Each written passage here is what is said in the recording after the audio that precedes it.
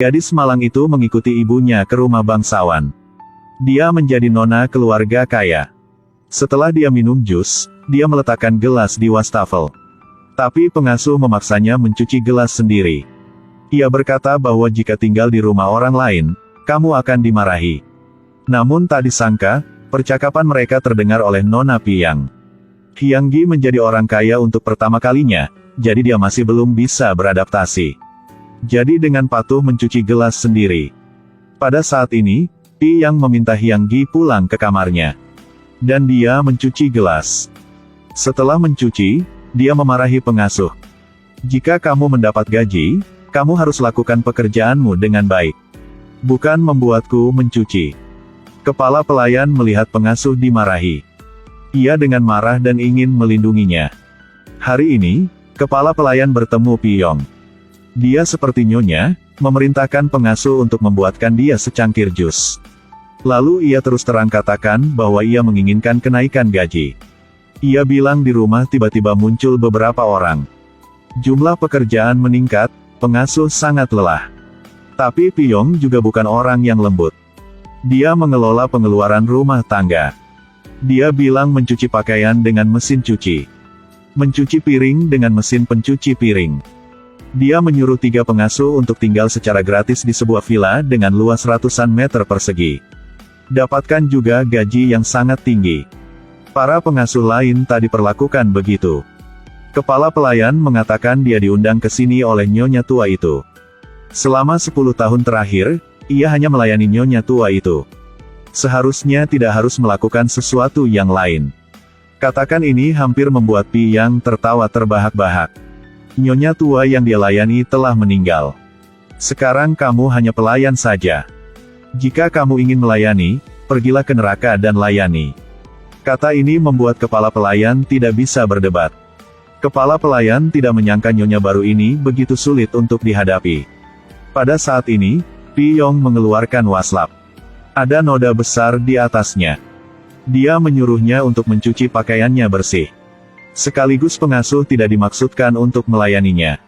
Bahkan tak perlu melayaninya. Setelah mengatakan, kepala pelayan memasukkan cangkir jus ke mulutnya untuk diminum. Aura Piyong benar-benar membanjiri kepala pelayan.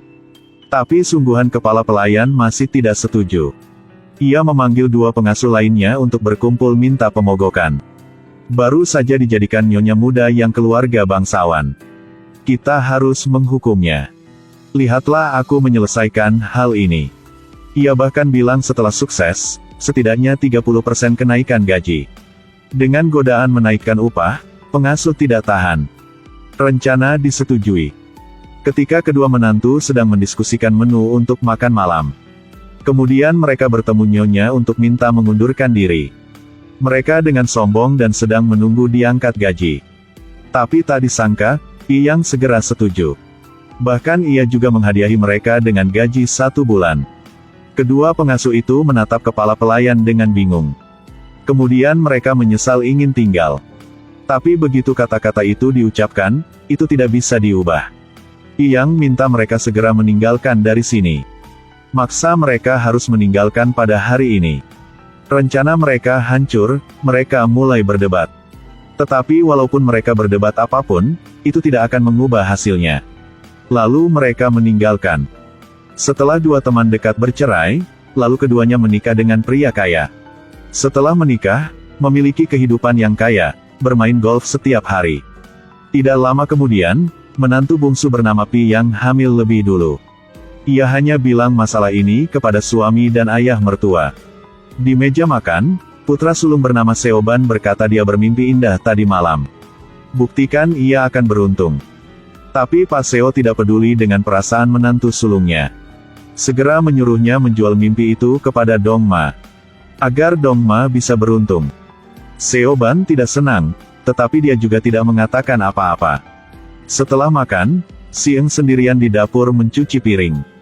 Seoban dengan khawatir ingin menyewa pengasuh. Tapi Sieng menyesali uang itu jadi dia menyuruhnya untuk mencari pengasuh saja. Kemudian menyuruh suaminya membawakan teh untuk dirinya sendiri dan membuatkan ke Pak Seo. Pak Seo ada di kamar sekarang. Ia menyelinap mengeluarkan kotak hadiah dan memberikannya kepada Piang. Tepat pada waktunya untuk ditemukan oleh Seoban. Semuanya sangat malu. Seoban tahu itu adalah cincin berlian yang mahal. Tapi karena Piyang juga ada di sini, dia tidak mengatakan apa-apa. Seoban kemudian bertemu Pak Seo untuk mengobrol. Ia bilang sikapnya terhadap kedua menantunya terlalu berbeda. Diam-diam memberi Piyang kartu kredit dan cincin berlian. Saat makan, bawakan semua makanan lezat untuknya. Saat bekerja, dia minta Sieng. Sieng yang lembut bisa menahan tapi dia tidak bisa. Dia memutuskan untuk pindah ke tempat lain dengan istrinya. Kenapa ayah masih harus menyembunyikannya dari kami jika ayah menyayangi adik iparmu? Apakah itu sangat terganggu? Saya dan istri akan ke tempat lain. Di masa depan, Pak bisa memanjakan adik iparmu sebanyak yang Pak mau. Pak Seo tahu bahwa Seoban telah salah paham. Ia harus mengatakan bahwa Piyang sedang hamil. Itu sebabnya ia memberi perhatian khusus pada Piyang. Setelah mendengarkan kata-kata Pak Seo, Seoban merasa sedikit bersalah. Ia mulai meminta maaf atas ucapan tadi. Di tengah malam, Piyang sangat lapar, jadi dia tidak bisa tidur dan ingin makan mie campur.